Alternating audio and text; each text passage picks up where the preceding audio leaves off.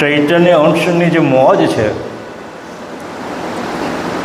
એ મોજ એને ક્યારે પ્રાપ્ત થાય? કારણ કે અંશ પણ અવિનાશી છે અને કૈવલ કરતાં પણ અવિનાશી છે.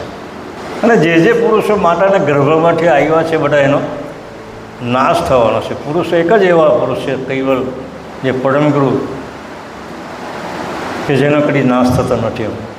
મનુષ્યનું જો બીજું કોઈ કામ હોય તો એને પરમ પતિની જ ચાહના કરેલું હોય અને બીજું કોઈ કામ છે. અંશનું શું કામ? મમ બેનો મેરા અંશ અચેતનને કોણ ચેતાવે?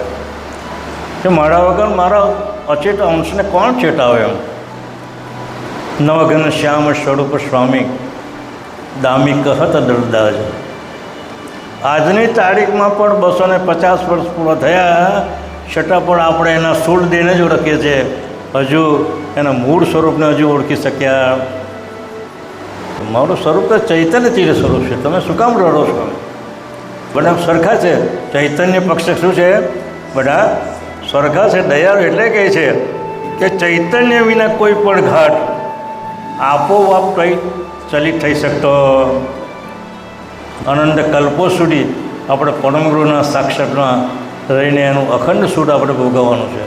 તો આ ચાન્સ આપણે કેમ ન લેવો? એમ જે બાપજી ચોપાઈ કરી ને પણ કોઈ કાલમાં હિતાવ કે ચકવે કે જ્ઞાન હમેરા ન્યાય સહિતા ન ભેવી લોકિત ક્યુ ગ્રહ કપટ કવા. આ જ્ઞાન મારું એક દિવસ ચકવે થવાનું છે. એવું ચકવે થવાના જે બધા ચક્રો હવે ધીમે ધીમે ગતિમાન થવા બેઠા છે. એમ કે चैनल को सब्सक्राइब करिए, बेल आइकन दबाइए, ये वीडियो ज्यादा से ज्यादा लोगों तक पहुंचाइए.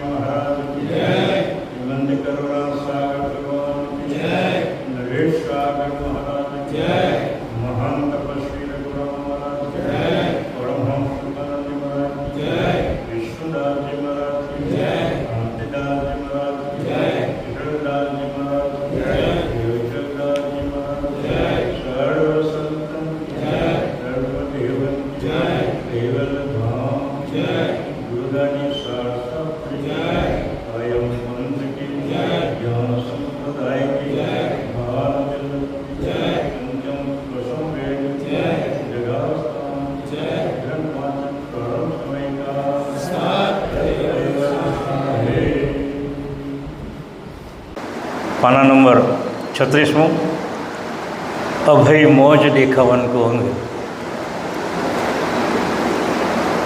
અંગ 18 અભય મોજ દેખાવન કો અંગ 18. શ્રીમંત કરુણા સાગર ભગવાન કી नरेश सागर महाराज की, महान तपस्वी रघुराम महाराज की जय। कर अविलान पति परम के परम से, सगुण गुण वृंद में नहीं न डोले, केत ब्रह्मा लगे गात उपजे खपे, अधिक नून्य चैतन तोले।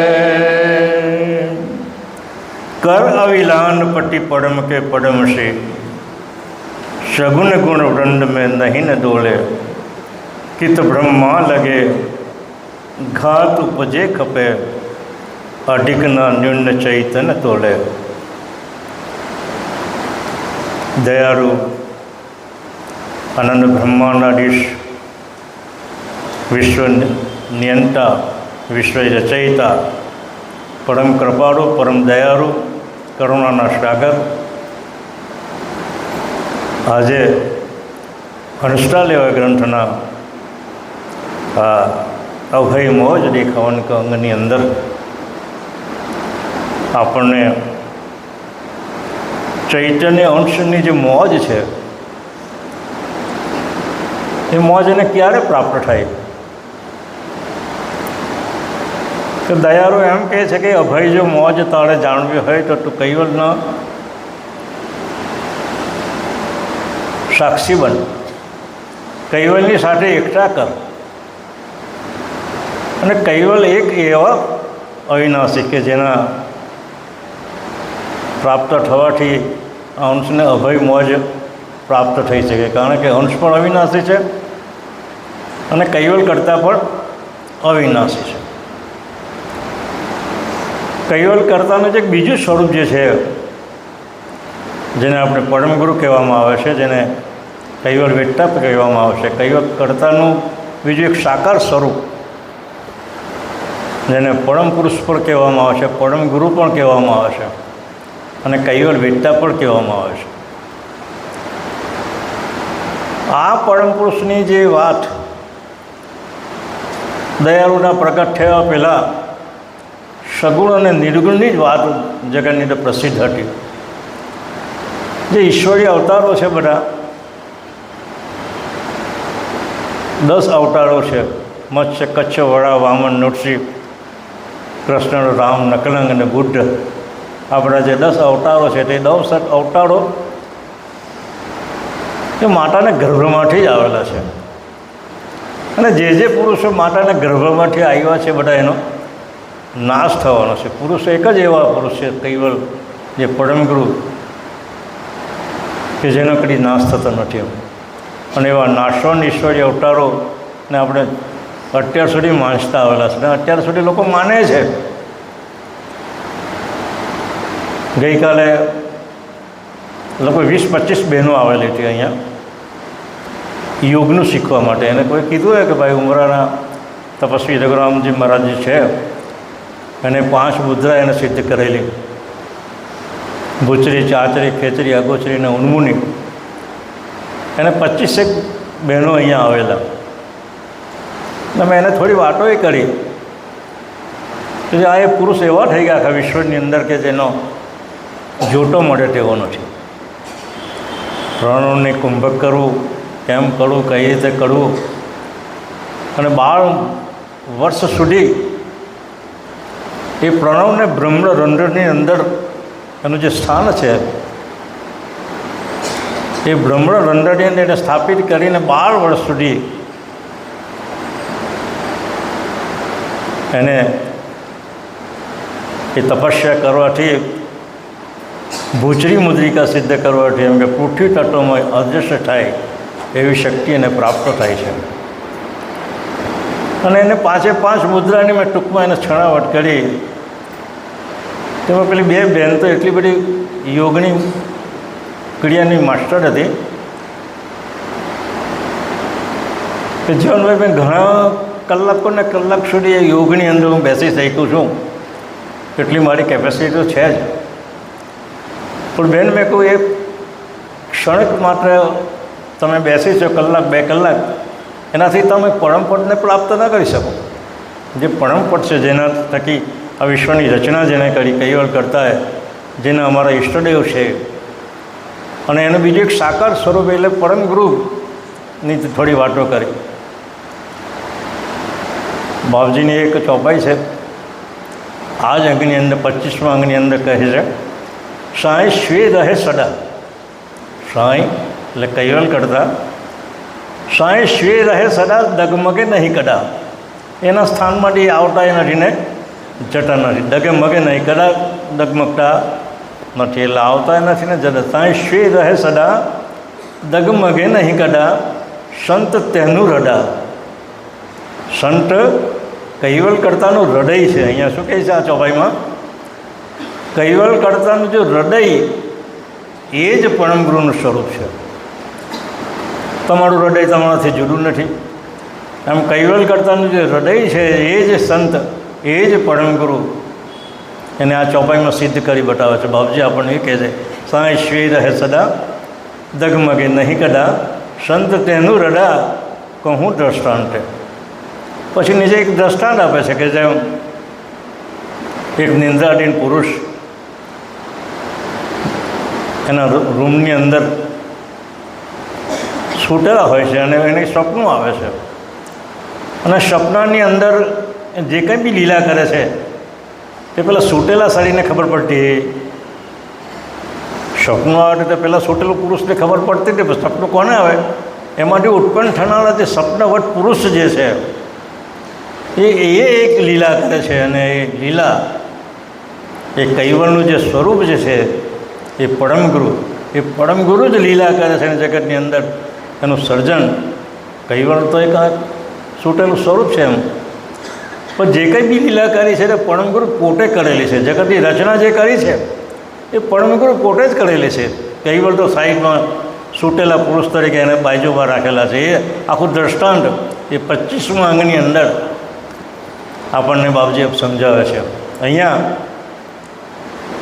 આ અંગની અંદર શું કહે છે કે હે પરમગતિની ઈચ્છા રાખનાર અંશ.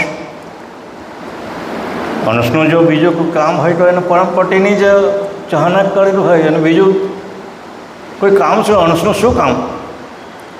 એને પરમપતિને મળવાનું. બીજું શું? દીકરાનું લક્ષ્ય શું છે? એને બાપને મળવાનું. ગમે ત્યાં દીકરો ગયો હોય તો ઘરમાં આવે એટલે બાપને જ મળે.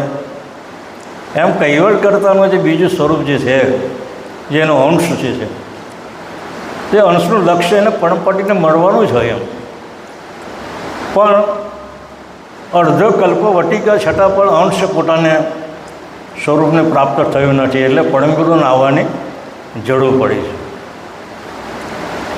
કરુણાસાગર ભગવાન જ્યારે અડધો કલ્પ વટી ગયો ત્યારે નરેશ સાગર બાપજીની એક સ્તુતિ છે, મમ બીનો મેરા અંશ અચેતને કોણ ચેતાવે. કે મારા વગર મારા અચેત અંશને કોણ ચેતાવે? એમ પરમગુરુ લખે છે કે મમ બીનું મેરા અંશ અચેતન કોણ ચેતાવે. આ અચેત જે દશામાં જે મારો જે અંશ છે એને મારા વિના કોણ ચેતાવે. તબ કિયો ઉલ્લાસ મમ નિજ નૂડ કો. તો એ વખતે મેં મારી જે કૈવલની જે ઈચ્છા શક્તિ છે, કૈવલની જે ઈચ્છા શક્તિ છે, આપણે ગાય સ્તુતિમાં ઓમ પ્રથમ પ્રણામ ધામજીનું શકલ પડા પર સરળ જાકી શક્ત વ્યક્ત બ્રહ્માંડ શકલ દર. સરળ શક્તિ કૈવલ કરતાની પોતાની ઈચ્છા શક્તિ. તમારી ઈચ્છા શક્તિ હોય તો અહીંયા આવ્યો ને, તમારી પોતાની ઈચ્છા શક્તિ તમારાથી જુદી છે. તો સરળ શક્તિ કૈવલ કરતાની જે ઈચ્છા શક્તિ છે એ ઈચ્છા શક્તિને એવો આદેશ કરે કે હે ઈચ્છા શક્તિ તો એવું પિંજરું બનાવ કે પિંજરાનો મેં આધાર લઈને મારે અનંત બ્રહ્માંડના જે 14 લોકના જે ધણી છે એ 14 લોકના ધણી નિરંજન પુરુષ, એ નિરંજન પુરુષને મારે ચેતાવવો છે.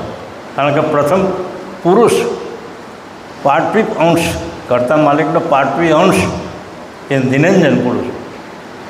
એટલે નિરંજનને ચેતાવવા માટે કૈવલ કરતાની ઈચ્છા શક્તિ એવું પિંજરું બનાવ્યું કે એ પિંજરાનો આધાર લઈને પોતે અંદર પ્રવેશ કરે છે. પોતે પ્રવેશ કરીને પિંજરું લઈને જ્યારે નિરંજન ધામમાં એ આવે છે ત્યારે નિરંજન ધામની અંદર નિરંજનને ચેતવવા માટે ઉપદેશ આપે છે અને કહે છે કે હે નિરંજન, તું અત્યાર સુધી માયાના પદરની અંદર જ રહેલો છે, પણ તારા મૂળ સ્વરૂપને તું ઓળખી શક્યો નથી. એ જ વાત પંચમ ચોથમ વેદની અંદર 299 પાનાની અંદર એ 5 જે દેહ એને ધારણ કરેલા છે. પહેલો દેહ ધારણ છે પરમ પુરુષ, પરમ ગુરુ. બીજો છે તે મહાકારણ દેહ, પરમ કારણ દેહ. બીજો છે તે મહાકારણ દેહ. ત્રીજો છે તે કારણ દેહ.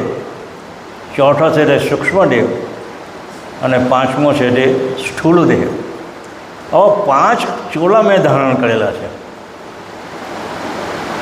વરસાદ પડતો હોય અને મારે બહાર નીકળવું તો છત્રી મારે લઈને મારે નીકળવું પડે. એ મારો ચોલો થઈ ગયો, અથવા તો રેઇનકોટ પહેરીને મેં બહાર નીકળું તો એ મારો ચોલો થઈ ગયો. એ જાણે કે મેં ચોલો ન પહેરું તો વરસાદ મને બચાવી શકે.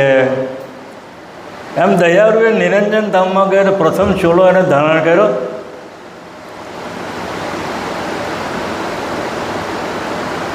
કયું ટેપ દેહ ભૂલી ગયો મેં. હા,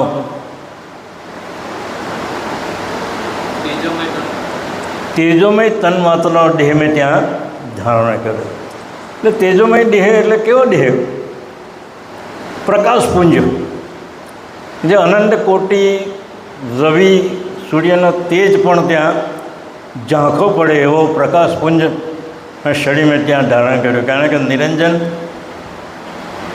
સ્વરૂપ પણ તેજોમય સ્વરૂપ હતું અને એ જ સ્વરૂપ લઈને જ્યારે અહીંયા સ્થૂળ દેહનું ધારણ કરેલું ને, ઘણીવાર આપણે બોલીએ તો ખરા, નવઘન શ્યામ સ્વરૂપ સ્વામી દામી કહત દલદાજ તેજ પુંજ પ્રકાશ પાવન. તે તેજ પુંજનો પ્રકાશનું શરીર લઈને પણ અહીંયા દયાળુ પાછો અહીંયા જ આવેલા. બાપજી લખે ને, તેજ પુંજ પ્રકાશ પાવન કરત રહટ જન લાજ. આ જગતના લોકોને ચેતાવવાને માટે મારે આ તેજોમય સ્વરૂપ અહીંયા જ ધારણ કરીને મારે પ્રગટ થવું પડે છે. એટલે એ તેજોમય સ્વરૂપને ધારણ કરે છે. આદ્ય શક્તિના ધામમાં જ્યારે આવે છે, શક્તિને ચેતાવે છે ત્યારે તે અસંખ્ય શક્તિઓ છે ત્યાં, પણ જે મૂળ જે આદ્ય શક્તિ છે તે મૂળ આદ્ય શક્તિને ત્યાં ચેતાવે છે ત્યારે અવિગત અવ્યાકૃતનું શરીર એને ત્યાં ધારણ કર્યું. અવિગત અવ્યાકૃત, ક્રટમાં ન આવે તેવું જે શરીર, એ અવિગત અવ્યાકૃત શરીર ત્યાં મેં ધારણ કરેલું. ત્યાર પછી નીચે આવે છે દેવોના ધામની અંદર સગુણ અને નિર્ગુણથી ન્યારું એવું જે એનું શરીર એ ત્યાં મેં ધારણ કર્યું. અને પછી છેલ્લે આ સ્થૂળ દેહની અંદર આ જે મેં ચોલો જે લીધેલો છે તે ખાલી દેખાવ પૂરતો છે. એ ચોલો કેવો છે? ખાલી દેખાવ પૂરતો. મારું અંતરનું સ્વરૂપ જે મારું, હું જે રેઇનકોટ પહેરું તો મારા અંદરનું શરીર તો તમને ખબર જ ન પડે ને. તેમ દયાળુ આ જે ચોલો તમને દેખાય છે તે ફક્ત ખાલી ઉપલબ્ધ ચોલો છે, પણ એના અંતર સ્વરૂપને કોઈ ઓળખી શક્યું. આજની તારીખમાં પણ 250 વર્ષ પૂરા થયા છતાં પણ આપણે એના સ્થૂળ દેહને જ ઓળખીએ છીએ, હજુ એના મૂળ સ્વરૂપને હજુ ઓળખી શક્યા. બાપજી જ્યારે કાશીની અંદર પ્રગટ થાય છે ત્યારે અહીંયા જરા રોડ કરે છે, સારસાની અંદર બધા કલ્પાંત કરે છે. પણ મેં બાપજી તમારો કયો ગુનો કર્યો છે, અમારી શું ભૂલ થઈ છે? કે મને છોડીને ચાલ્યા ગયા. તો હવે કલ્પાન કરે, રડાવડ કરે, કેટલા મૂર્છિત થઈ ગયા, કેટલા ખાવાનું છોડી દીધું. આ દશા જ્યારે સારસાના જ્યારે ભક્તોના દશા જોઈ ત્યારે ફરીથી પરમગુરુ અહીંયા સારસામાં પ્રગટ થાય છે. ત્યારે બાપજી કહે છે કે મેરો તને ચૈતન્ય ચિડ રૂપા, મારું શરીર કેવું છે? મેરો તન ચૈતન્ય ચિદ રૂપા, શો તુમકો મેં કહ્યો લક્ષ્ય અનુપા, અબ તે લક્ષ્ય રાખો ચિત્ત પ્રોઈ, ચરણ ચડમડે તજી મમ શનેહી. એમ કે મારું સ્વરૂપ તો ચૈતન્ય ચિદ સ્વરૂપ છે, તમે શું કામ રડો છો? મેં તમારી જોડે 105 વર્ષ સુધી રહ્યો, તો તમે મારા સ્વરૂપને હજી ઓળખી શક્યા? અને જો ઓળખી શકેલા હોત તો આ કલ્પના કરવાની જરૂર ના હોત ને. તમે શું કામ કલ્પના કરો છો? મારા ચૈતન્ય સ્વરૂપને જે ઓળખ્યું હોય તો તમારે કલ્પના કરવાની કોઈ જરૂર નહીં રહેતી. એટલે નરવેશ સાગર બાપજીને કહે છે કે હે નરવેશ, મારા ગયા પછી આ ગ્રંથોનું મારું જે સ્વરૂપ છે, મેં ગ્રંથોની અંદર મારું સોહંગ સ્વરૂપનું જે મેં વર્ણન કર્યું છે, એ સોહંગ સ્વરૂપને તમે ઓળખાવજો, એની પ્રતીતિ કરાવજો કે હું તમને જે દેખાઉં છું તેવું છે નહીં. એટલે એનું જે સ્વરૂપને ઓળખાવવા માટે પરમગુરુ જ્યારે અહીંયા જંબુદ્વીપમાં પ્રગટ થાય છે ત્યારે મૂળ વાટ લખે છે એને અંશની. તે અહીંયા આપણને એ જ વસ્તુ આવે છે, કહે છે કે હે પરમ ગતિની ઈચ્છા રાખનાર અંશ, પતિના પદમાં એકમેક થઈ પરમપતિનું અવિલાન કરતો. કોનું અવિલાન કરવાનું કહે છે? અંશને કહે છે કે તું પરમપતિની સાથે એકઠા કર અને મારું તું અવિલાન કર. અને તે અવિલાન કરનારો સગુણ નિર્ગુણના ઐશ્વર્યવાળા બળવાન જથ્થાને જોઈ ચલાયમાન થતો. કે આ દુનિયાની અંદર જે સગુણના જે અવતારો છે, નિર્ગુણ જે બ્રહ્મને માનનારા જે બધા સંતો છે, એ સગુણને નિર્ગુણના જથ્થાવાળા ઐશ્વર્યતાવાળા દોડાદોડ કરનારા જે બધા ભક્તો છે, એ જથ્થાને જોઈને તો હવે એવું ન સમજતા કે આ જગતના લોકો જે તરફ વઢે છે એ જ ચૈતન્ય સ્વરૂપને માનનારા છે. આ સગુણ અને નિર્ગુણની ઐશ્વર્યતાવાળા બળવાન જથ્થાને જોઈ ચલાયમાન થતો નહીં. કારણ કે તારા નિજ ચૈતન્ય સ્વરૂપનો કોઈ પણ જવાબ આ સગુણ અને નિર્ગુણના ઐશ્વર્ય અવતારો તરફથી તમને મળશે નહીં. અને કીડી મોરથી લઈ બ્રહ્માના ઘાટ સુધીના સર્વ જન્મ મરણવાળા હોય ચૈતન્ય પક્ષે કોઈ પણ ઘાટ અધિક નથી, તેમજ સર્વ ઘાટો ન્યૂનતાવાળા પણ નથી. હાથીમાં જે રહેલો જે ચૈતન્ય અંશ, હાથી એટલો બધો મોટો દેખાય અને કીડીમાં રહેલો ચૈતન્ય અંશ એટલો નાનો દેખાય, પણ એવું નહીં સમજતા કે હાથીમાં રહેલો જે અંશ છે એ એટલો મોટો છે અને કીડીમાં રહેલો જે અંશ છે એટલો બધો નાનો છે. બધા સરખા છે. ચૈતન્ય પક્ષે શું છે? બધા સરખા છે. દયાળુ એટલે કહે છે કે ચૈતન્ય વિના કોઈ પણ ઘાટ આપોઆપ ચલિત થઈ શકતો. જ્યાં સુધી ચૈતન્ય છે ત્યાં સુધી 10 મણની ગાંસડી પણ એ ઊંચકે છે અને કીડી નાનો સરખો કણો લઈને ચાલે છે પણ એ બી એના વજન જેટલું જ ઊંચકે છે. એટલે એવું તો ન સમજશો કે આ ચૈતન્ય અંશ પક્ષે આ મોટું છે ને આ નાનું છે. આગળ શું કહે છે? સ્થાવર જંગમ લોક ચતુર્દશ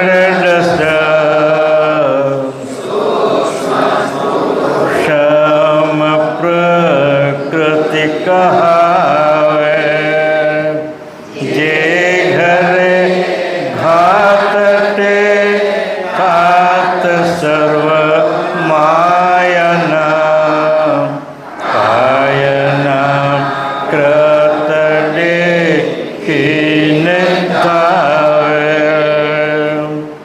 સ્થાવર જંગમ લોક ચતુર્દશ, સૂક્ષ્મ સ્થૂલ પ્રકૃતિ કહાવે, જે ધરે ઘાટ તે થાટ સર્વ માયાના, કાયના કૃત દેખીને. હવે દયાળુ આગળ આપણને સમજાવે છે, કહે છે કે સ્થાવર જંગમથી લઈ 14 લોક સુધી સ્થૂળ સૂક્ષ્મ આદિ સર્વ સૃષ્ટિ પ્રકૃતિની જ છે.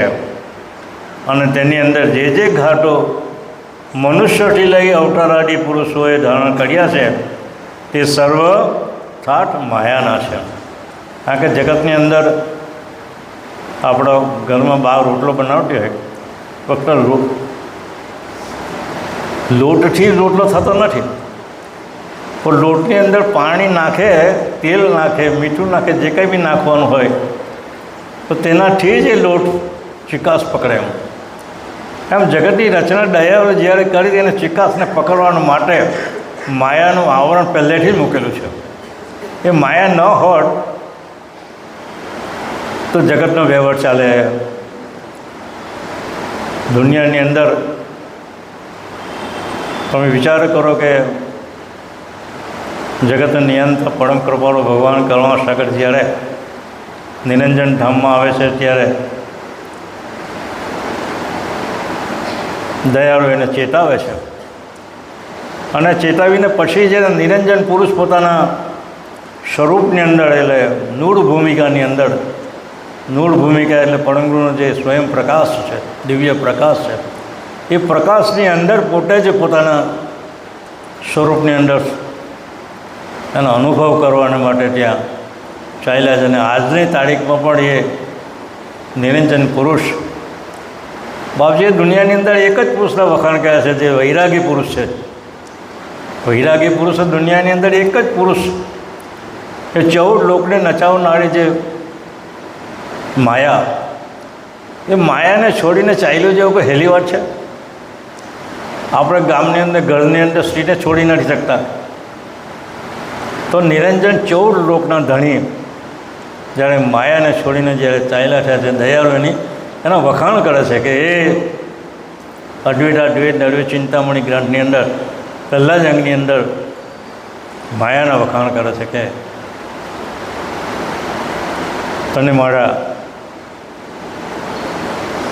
અનંત કોટી ધન્યવાદ છે કે તું મને છોડીને તારી નૂળ ભૂમિકામાં ચાલી ગઈ. અને ત્યાર પછી 10,000 જે સંકાદિકો થાય છે, ત્યાર પછી બીજા 4 સંકાદિકો થાય છે કે માયા તેને ઓવાના લે છે કે હે મહાસુગત પુત્રો, તમે પણ તમારા દાદા તમને છોડીને ચાલ્યા કે એ જ ધામમાં તમે પણ ચાલ્યા જાય છે, એટલે તમને મારા અસંખ્ય વાર ઓવારા લઉં છું. એટલે એવી 14 લોકને નચાવનારી જે માયાને છોડીને આ નિરંજન જ્યારે જાય છે ત્યારે નિરંજનનો વખાણ કરે છે. દયાળુ એમ કહે છે કે એ સર્વ ઠાઠ માયાવાળા છે. આ બધા જે કંઈ બી બધું દેખાય છે એ બધું માયાનું સ્વરૂપ છે. આપણે સત્સંગ કરતા હોય ને વચમાં આવીને કંઈ એક મુદ્દો મૂકે ને તો સમજી લેવાનું કે માયાનું આ સ્વરૂપ છે. સત્સંગ કરતા હોય ને ગમે તે કરતા હોય તો કંઈ વચમાં આવીને કંઈ એક વચ્ચે એક ઇસ્યુ મૂકી દે તો સમજી લેવાનું કે માયાનું જ એક આવરણ છે. માયા જ આપણને આ બધો ભૂલા પડવા માટે આ બધા નાટક કરે છે. એટલે દયાળુ કહે છે કે અવતારાદી પુરુષો જે ધારણ કર્યા છે તે સર્વ ઠાઠ માયાવાળા છે. અને દેવતાય માયાવાળા જે જે દેહધારી મહાપુરુષો થયા એ તમામના શરીરોના કૃત જોઈને લોકો દોડીને વળગી પડે છે. અત્યારે તો કોઈક સાધુ સંત આવ્યા હોય તો લોકો એને એક ચમત્કાર બતાવે તો લોકો દોડ કે બાગેશ્વર ધામવાળા અહીંયા આવે ને તો સુરતની અંદર એ લાખો માણસ ભેગા થયા. પણ એક માયાનું સ્વરૂપ છે સાહેબ, એનાથી પરમપદ કે નિત્યપદ આપણને મળતું. એ લોકોને ચમત્કાર જોઈએ, બીજું શું જોઈએ? તો દુનિયાની અંદર સૌથી મોટો ચમત્કાર તો શ્વાસ આપણને મળી રહેલો છે. આપણે રાતે સૂઈ જાય તો શ્વાસ કોણ આપે છે આપણને? તો વિચારો લેવા જરૂર પડે છે આપણને. પણ એ ચાલ્યો જાય પછી 4 નાળિયેર બાંધીએ સીધા છે ને સ્મશાન ઘાટ પર પહોંચી જાય આપણે. પણ જ્યાં સુધી એ છે ત્યાં સુધી બધું જ છે. સ્ત્રીનો ચાંદલો, એનો શણગાર, આ તે બધું જ એ ધણી છે ત્યાં લગી છે જ, પણ એ ગયા પછી તો બધું એણે કાઢી નાખવું પડે ને. એમ આ માયાનો શણગાર જ્યાં સુધી છે ત્યાં સુધી આ જગતની અંદર બધું જ સમૂહસૂત્ર ઉતરી જશે. દયાળુ એટલે આ માયામાંથી છોડાવવાને માટે પરમ ગુરુ કે હું તમારે આ સ્વરૂપ ધારણ કરીને અહીંયા આવેલો છું. પરમ ગુરુના જે કૈવલ કરતાના જે 5 વિશેષણ છે એ વિશેષણ પણ છે આદ્ય સક્રત સ્વરાજ કણુષને કૈવલ એ 5 વિશેષણ છે. અને કરુણાસાગર ભગવાનને પણ 5 વિશેષણ લાગેલા છે. મેં ઘણી વાર કહું છું, એક તો પરમ ગુરુ, પરમ વિશેષ અંશ, કૈવલ વેદતા, કરુણાસાગર ભગવાન અને કુબેર સ્વામી, એ 5 સ્વરૂપ પણ એના સાકાર સ્વરૂપને લાગેલા છે. એનો પણ નાશ થતો, જેમ આદ્ય સક્રત સ્વરાજ કરુણસને કૈવલ એ વિશેષણનો નાશ થતો હતો, તેમાં આ જે 5 જે સ્વરૂપો છે પરમ વિશેષ અંશ, પરમ ગુરુ, કૈવલ વેદતા, કરુણાસાગર અને કુબેર સ્વામી, 5 સ્વરૂપનો બી કદી નાશ થતો નથી. એટલે દયાળુ છેલ્લા જંબુદ્વીપથી ઉપરના જે 9 ધામો છે એ 9 ધામની અંદર પરમ પુરુષનું નામ એના સ્વરૂપનું ધારણ કરેલું. કેટલાક ધામો તો પરમ પુરુષ તમે નામ જપશે ને તો પણ તમને કૈવલ ધામ મળશે એવું લખેલું છે. પરમ પુરુષનું નામ પણ તમે જપશો ને તો તમને કૈવલ ધામ મળશે, એમાં કોઈ જાતનો શંકા છે. એને કૈવલ ધામની અંદર જનારા અઘાડ બોર્ડના 38ના અંગની અંદર બાપજી એવું લખ્યું છે કે કરોડો સૂર્ય ત્યાં લજ્જા પામે એટલું તેજ અહીંથી જનાર જે અંશ જે છે, અહીંથી જનાર જે અંશ જે છે એ ત્યાં જઈને એને હંસ સ્વરૂપનું નામ આપેલું છે. બાપજી અહીંયા આપણા શરીરમાં રહેલો છે અંશ છે, પણ કૈવલ ધામમાં જાય તો એના સ્વરૂપનું બીજું નામ છે હંસ સ્વરૂપ. એ હંસ સ્વરૂપ પરમ ગુરુના પરમ વિશેષને સ્પર્શીને ત્યાં રહેલા છે. પરમ વિશેષ અંશના સ્વરૂપને સ્પર્શીને ત્યાં રહેલા છે. એટલે ત્યાં કરોડો સૂર્ય લજ્જા પામે તો પણ એની તુલના કોઈ કરી શકે તેમ નથી. એટલે દયાળુ અને વિશ્વભર વિદ્વાન સોસાયટીમાં તો એવી વાત કરી કે જ્યાં સુધી જે અંશ મારા હંસ સ્વરૂપે થઈને મારા શરીરની સાથે અંગીકૃત કરે છે, તો દુનિયાની અંદર ફરીથી મારી સૃષ્ટિની રચના કરું ને તો એ મારા અંશ સ્વરૂપને જે પ્રાપ્ત કરેલું હોય એ ફરીથી મેં આ દુનિયાની અંદર હું મોકલતો. જે અંશ મારા ધામમાં જે આવેલા છે એ કઈ રીતે આવેલા છે, એ રખડતા રઝળતા કરીને છેલ્લે મારી સૃષ્ટિનું મેં સૃષ્ટિની રચના મેં બંધ કરું અને તે વખતે મારા અંશોને મારી સાથે મારી પાસે આવેલા છે એ અંશને તો ફરીથી મારી સૃષ્ટિની રચના કરું ત્યારે જ હું મોકલીશ. પણ જે સ્વરૂપ જે અંશ સ્વરૂપે મારા ધામમાં આવેલા છે એ હંસ સ્વરૂપને મેં ફરીથી મારી સૃષ્ટિની રચના બીજી વાર કરું તો પણ હું આ મોકલવાનો નથી. તો તમે વિચાર તો કરો, એકવાર ગયા પછી તો અનંત યુગ ચાલ્યા જાય તો એ તમે આ માયાના પ્રખર તમે કરી પણ આવી શકવાના નથી. તમે વિચાર તો કરો કે કરોડો સૂર્ય ત્યાં લજ્જા પામે એવું ત્યાં સ્વરૂપ છે. અને એને બાપજીએ તો વર્ણન કર્યું છે હંસ સ્વરૂપનું જે એક રૂવાટું, હંસ સ્વરૂપનું એક રૂવાટું કરોડો સૂર્ય લજ્જા પામે એટલું ત્યાં સ્વરૂપ, એટલી ત્યાં પ્રકાશમય પુંજ સ્વરૂપ ત્યાં ધારણ કરીને હું રહેલો છું. એટલે એકવાર ગયા પછી તો આપણે અનંત યુગ સુધી, અનંત કલ્પો સુધી આપણે પરમગુરુના સાક્ષાતમાં રહીને એનું અખંડ સુખ આપણે ભોગવવાનું છે. તો આ ચાન્સ આપણે કેમ ન લેવો? એમ આ ચાન્સ કેમ ન લેવો એક વિચાર કરવા જેવું છે. કારણ કે એકવાર ત્યાં ગયા પછી તો અનંત યુગો સુધી જેટલી વાર સૃષ્ટિની રચના કરે દયાળુ એટલી વખત આપણે એના સાનિધ્યમાં જ રહીને એનું અનંત સુખ આપણે ભોગવવાનું છે. તો એ લાભ કેમ ન લેવો? એમ છેલ્લા અઠવાડિયાથી બાપજી આપણને એ જ ટકોર કરતા હોય ને.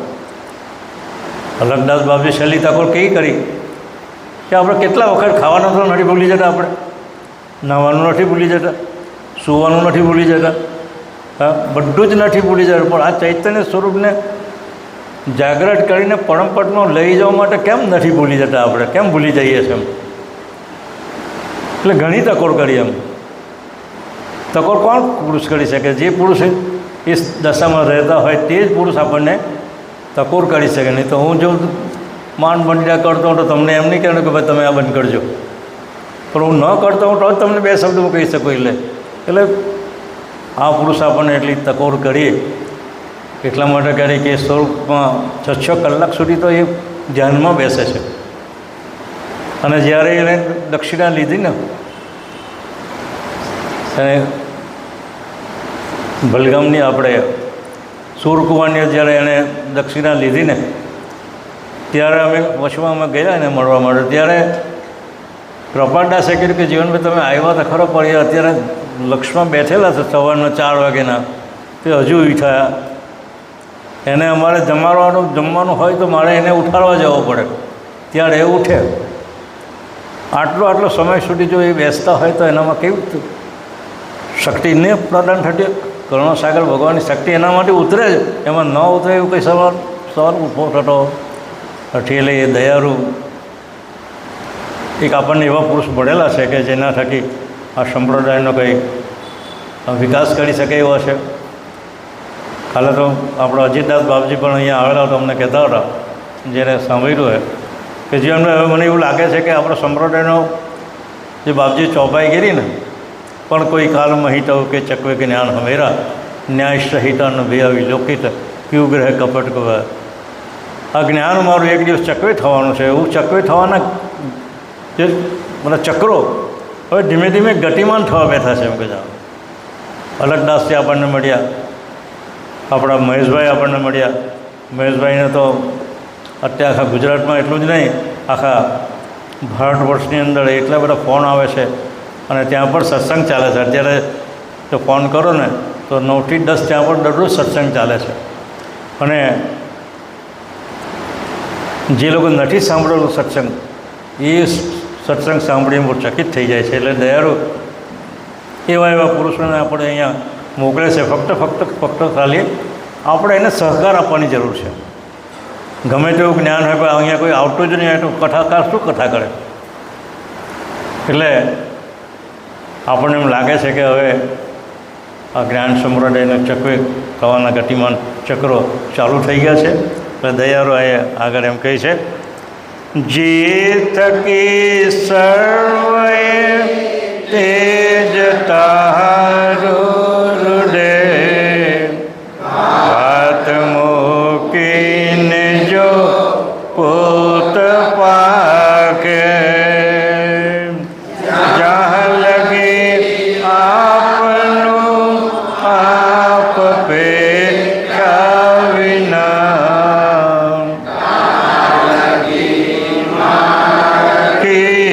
શબ્દ રાખે.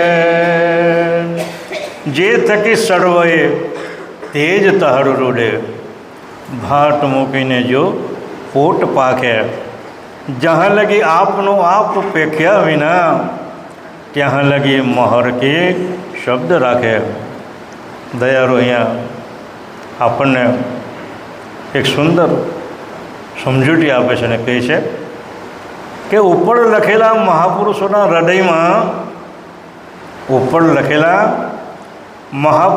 હૃદયમાં હે અંશ, જે તેજ છે તે જ તારા હૃદયમાં છે. અત્યાર સુધીનો સગુણી અવતારોના પુરુષોની અંદર જે તેજ છે તમને જે દેખાઈ રહ્યું છે, એ તેજ પણ તારું છે, તારામાં પણ એ જ તેજ છે. પણ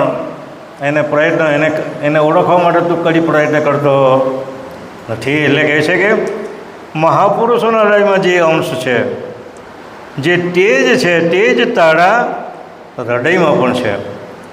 તું અને તે પુરુષોના હૃદયનું જે તેજ સ્વજાતીય જુદું છે.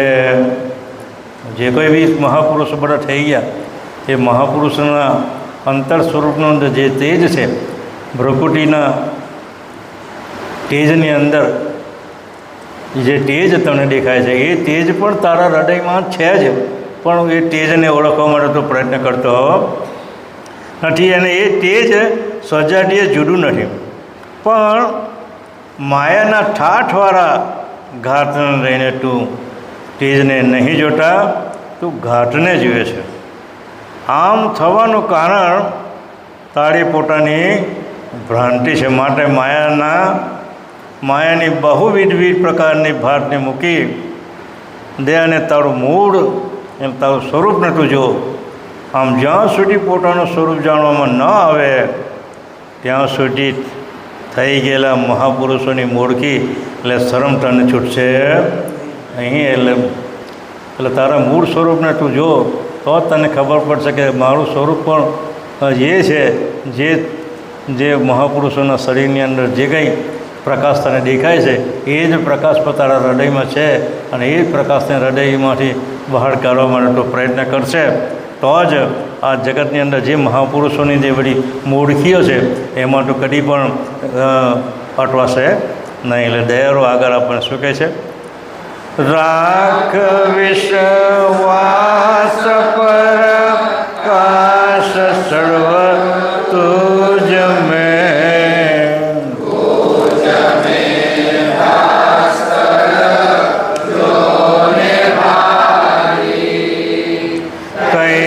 કૈવલ અંશ નિજ વંશ તન તાહેરુ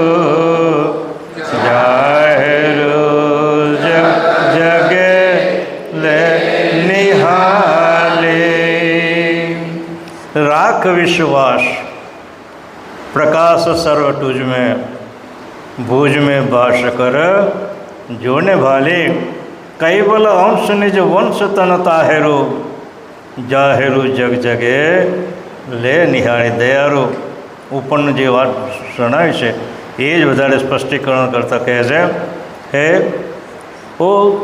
હે અંશ વિશ્વાસ રાખ અને સળી તપાસી જો. મહાપુરુષોનો જે પ્રકાશ જગત ઉપર પડે છે એવો પ્રકાશ તારામાં હોય, તું તારો પોટ તપાસીને જુએ તો તેવો જ પ્રકાશ પર તું પણ પાડી શકે. જે મહાપુરુષો જે અત્યાર સુધીમાં જે પ્રકાશ પાડી ગયા છે એ પ્રકાશ પણ તારામાં છે જ, પણ તું પ્રયત્ન કરે તો એવો પ્રકાશ તું પણ પાડી શકે. એટલે કે આ સર્વ પ્રકાશ જે તારામાં છે એ છે જ એ સજાણ દ્રષ્ટિરૂપી હાથ વડે તારા સ્વરૂપની વૃત્તિરૂપી કાચને પકડીને જોઈશ તો તેમાં જે ભાસ દેખાશે તે ભાસ વડે ભાસ્કરને જો. જે ભાસ તારામાં છે તે કરતા કૈવલનો અંશ છે અને તે જ તારું નિજ સ્વરૂપ છે. જે સ્વરૂપ તારું તારા હૃદયની અંદર દેખાય છે તે સ્વરૂપ તારું તને પણ દેખાશે. અને એ વડે તો હું ભાસ્કરને જો. જે ભાસ તારામાં છે તે કરતા કૈવલનો અંશ છે અને એ જ તારું નિજ સ્વરૂપ છે. આ શરીરમાં જાહેર જગમગી રહેલું છે તેને તું નિહાળીને જો. દયાળુ કહે છે કે જે સ્વરૂપ તારું જે છે એ મહાપુરુષોના જે હૃદયમાંથી જે પ્રકાશનું આલોચન થાય છે એ જ આલોચન પણ તારા સ્વરૂપમાંથી તું જાણી શકે તેમ છે, પણ તારો પ્રયત્ન તું કરતો નથી અને એને લીધે તું માયાની અંદર એવો દબાઈ ગયેલો છે કે તારા સ્વરૂપને પણ તું ઓળખી શકતો નથી. એટલે દયાળુ આપણને આવું સમજાવે છે કે મહાન સમર્થ શ્રી કુબેર સ્વામીજી કહે છે કે આ પ્રમાણે શુદ્ધ મતવાળા જનો કરુણેશ કૈવલ પદને પામી શકે. એટલે જ્યાં સુધી તમે આ પોતાના સ્વરૂપને ઓળખી ન શકે ત્યાં સુધી કૈવલને ઓળખી શકવાના નથી, અને કૈવલને જ્યાં સુધી ન ઓળખી શકે ત્યાં સુધી આ ભવનું બંધન પણ તળી શકવાનું નથી. અને ભવના બંધનને તળવાને માટે તારા સ્વરૂપને ઓળખવાનો પ્રયત્ન કર, અને ઓળખે ન ઓળખે ત્યાં સુધી આ માયાના મોહમાં તો એવો અટવાઈ ગયેલો છે કે જેનાથી તમે એમાંથી બહાર નીકળી શકતો નથી. દરરોજ પરમગુરુ ભગવાન કરુણાસાગરે આ અંશને 2 ઘડી એટલે 48 મિનિટ દરરોજ 48 મિનિટ આપણે લક્ષ ભજન કરવાનું કહે છે. અને જ્યાં સુધી એ 2 ઘડી 48 મિનિટ જો લક્ષ ભજન ન કરીએ ત્યાં સુધી દરરોજનું ડેવું ચડ્યા કરે આપણી પર. આજે 100 રૂપિયાનું ઉધાર લીધું હોય તો આવતા બીજા દાડે બીજા 100 રૂપિયાનું ઉધાર લીધું હોય તો બીજા દાડે 200 રૂપિયાનું ડેવું ચડે ને. તેમ અનંત યુગથી આપણે આ ડેવું ચડ્યા જ કરે છે, ચડ્યા જ કરે છે. પણ હજુ સુધી આપણે 2 ઘડી એટલે 48 મિનિટ હજુ સુધી આપણે કોઈ પ્રયત્ન કરતા નથી. એટલે અત્યાર સુધીમાં કેટલું ડેવું ચડેલું તે વિચાર તો કરો. 48 મિનિટ એ ડેવું ચડતું જ જાય છે, ચડતું જ જાય છે, ચડતું જ જાય છે. પણ બાપજીથી એટલે સુધી કે તમે પ્રયત્ન કરો. કરુણાનો સાગર તો હું છું તમારે, ફક્ત મારી પાસે હાથ લંબાવવાનો છે. મારો હાથ તો તમારી પાસે લંબાવેલો છે જ, પણ તમે મારી પાસે હાથ લંબાવો એ હાથને હું ગ્રહણ કરીશ. પણ આપણે હાથ લંબાવવાનો કોઈ પ્રયત્ન હજુ સુધી કર્યો નથી. એટલે જ્યાં સુધી હાથ લંબાવવાનો પ્રયત્ન ન કરી ત્યાંથી પરમગુરુ એ આપણને સ્વીકારતો નથી. એટલે દયાળુ એમ કહે છે આપણને કે જ્યાં સુધી તમે મારા સ્વરૂપને ઓળખી ન શકે ત્યાં સુધી તમે પરમપદને પામી શકવાના નથી. સાખી શું કહે છે? सकल अंश समदृष्टि से देख साखी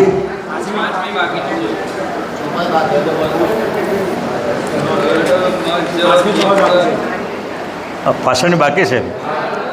દ્રઢ મજબૂત થઈ તે તને તડવત અતિમત અર્જતા કરપતિ છે કુવેર કણું દેશ કઈ વલપડ શોષણ પાયજન એ હિમતી છે. દ્રઢ મજબૂત થઈ તેહી તને તડવટ અતિમત અરુદતા કળપતિ છે. કહેન કુવેર કરુણેશ કૈવલ પડ શોષડ પાય જન એહી મટી છે. પણ જણાવેલા શુદ્ધ સ્વરૂપમાં દ્રઢ મજબૂત થઈ તડવટ તડાકાર બની પરમપતિ સાથે એકતા કર. કોની સાથે એકતા કર? પરમપતિ સાથે એકતા કર. સગુણના કે નિર્ગુણના જે કોઈ ઈશ્વરીય અવતારો છે તેની સાથે એકતા કરવાનું બાપજી અહીંયા કહેતા.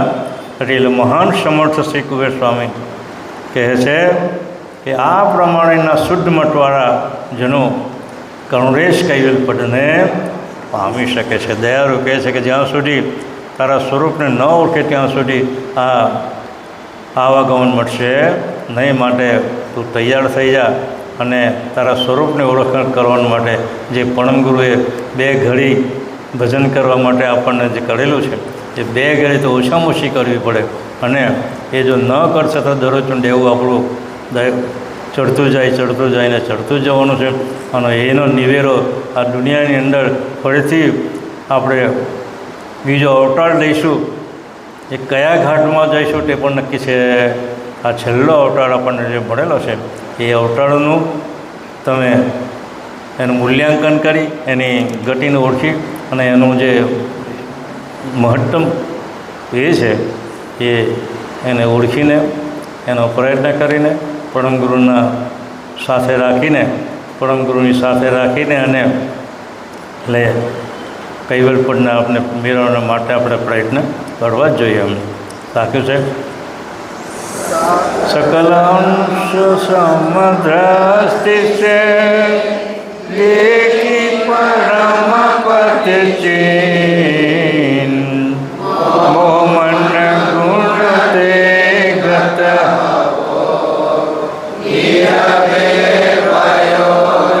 चीन.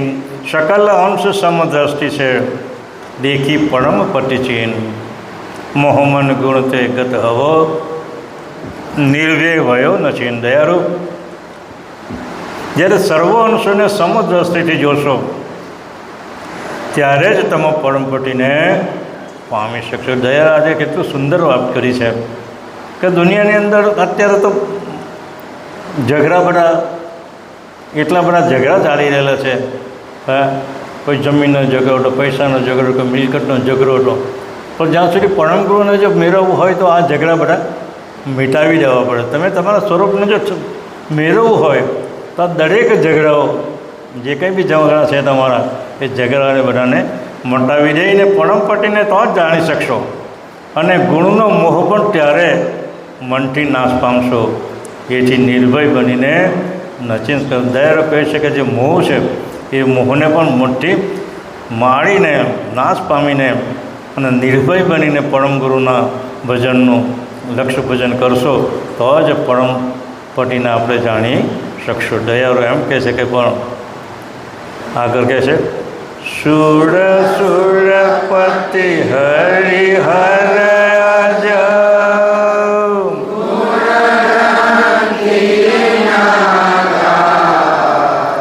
ગૌલોકિક લિખતાય મેં પરમ નિરાન. સુર સુરપતિ હરિહર અજ ગુણ ગ્રંથનો આઘાત ગૌલોક કિક લિખતાય મેં કૈવલ પરમ નિરાળ. દયાળુ કહે છે કે દેવોનો પતિ ઇન્દ્ર, બ્રહ્મા, વિષ્ણુ, રુદ્ર એટલે શિવજી અને ગૌલોક વગેરે ગાઢો ગુરુના ગ્રંથિવાળા છે. અર્થાત ગાઢને બધા વશ થયેલા છે અને તે કરતાં કૈવલ મહદ સજાણ જાણું હોય તે સર્વથી ન્યારા રહેલા છે. દયાળુ કહે છે કે જેટલા બધા દેવો છે બધા એ બધા ઘાટોના ગુણોના ગ્રંથિવાળા હોય.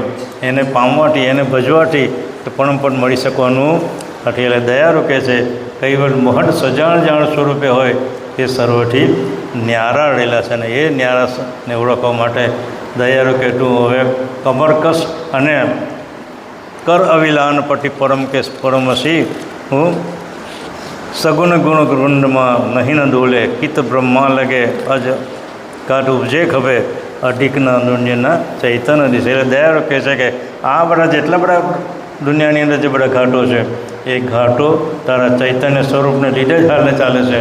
પણ તારા સ્વરૂપને ઓળખવાને માટે કોઈ દે વસ્તુ કમરકસી નહીં. એટલે આજે આપણા અલગદાસજી મહારાજથી નથી આવ્યા તો એમને આવતીકાલે ભાવિને કહું છું કાલે જરા આગળ ચલાવજો. ત્યાં સુધી આજે રજા લઉં છું. શ્રીમદ કરુણા સાગર ભગવાન आद्य सकृत स्वराज करुणेश कैव करता की कृष्ण स्वामी महाराज की हिमंत करुणा सागर भगवान की नरेश सागर महाराज की महान तपस्वी रघुराम महाराज की परमहंस सुखानंद जी महाराज की विष्णुदास जी महाराज की कांतिदास जी महाराज की विठलदास महाराज की विचलदास जी महाराज की सर्व संतन की सर्वदेवन की कैवल धाम की गुरुगाड़ी सारसापुर के आयम पंथ के ज्ञान संप्रदाय के भारत तिलक के पंचम स्वसम वेद की जगास्थान की तथा सत्संग पूर्णावधि समय का सत्कैवल शाह है।